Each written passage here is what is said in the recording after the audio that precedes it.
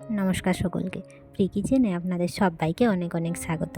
আজকে আমি আপনাদের সাথে শেয়ার করছি চালের রুটি আর সাথে চালের গুঁড়ো দুধ দিয়ে চাঁচি তৈরির একটি পদ্ধতি।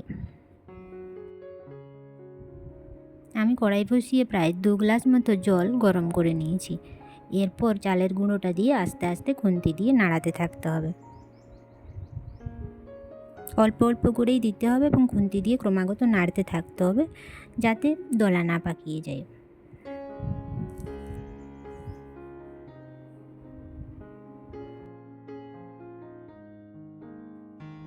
আমি 2 গ্লাস জলে প্রায় বড় চামচের 5 চামচ মতো চালের গুঁড়ো দিয়েছি।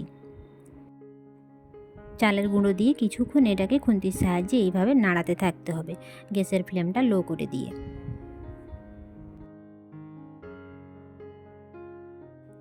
আমি প্রায় 5 মিনিট মতো এটাকে কম আঁচে এইভাবেই খুন্তির সাহায্যে নাড়তে থাকি।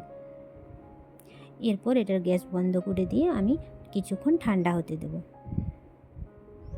নিচে নামিয়ে কিছুক্ষণ ঠান্ডা করে এটাকে আটার মতো করে মেখে নিতে হবে। দেখুন এইভাবে আমি একটা ডো বানিয়ে নিয়েছি। যত সফট করে আপনারা চালের গুঁড়োটাকে মাখতে পারবেন, রুটিটাও ঠিক ততটাই সফট আর সুন্দর হবে। এরপর আমি লেচি কেটে নিয়ে আটার রুটির মতো রুটি বানিয়ে নিচ্ছি। এই রুটিটা খেতে কিন্তু ভীষণ সফট হয়। প্রতিটা রুটি দেখুন কিভাবে ফুলে উঠছে।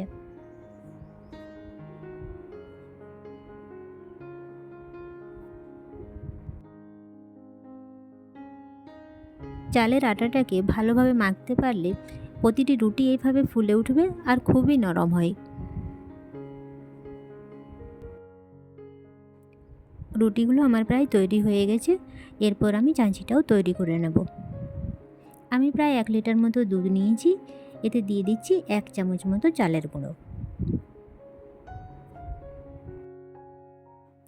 আমি কাঁচা দুধের মধ্যেই এইভাবে চালের গুঁড়োটা দিয়ে মিশিয়ে দিচ্ছি, কারণ বেশি গরম হয়ে গেলে চালের গুঁড়োটা ঢেলা পাকিয়ে যাবে।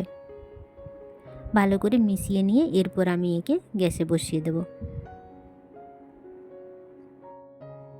গ্যাসের ফ্লেমটা মিডিয়াম টু লো রাখতে হবে। কিছুক্ষণ এইভাবে নাড়াতে থাকলে এটা মোটা হয়ে আসবে। 4-5 মিনিটের মধ্যে এটা তৈরি হয়ে যায়। এরপরে দিয়ে দিচ্ছি এতে পরিমাণ মতো চিনি। এরপর আমি গ্যাসের ফ্লেমটা অফ করে দেব। ঠান্ডা হয়ে গেলে আবার কিছুটা এটা জমে যাবে। রেডি হয়ে গেছে আমার চালের গুঁড়ো দিয়ে চাঁচি আর চালের রুটি। এটা পারফেক্ট একটা হেলদি ডিনার রেসিপি। একদিন হলেও আপনারা বাড়িতে ট্রাই করে দেখতে পারেন, খুবই ভালো লাগে।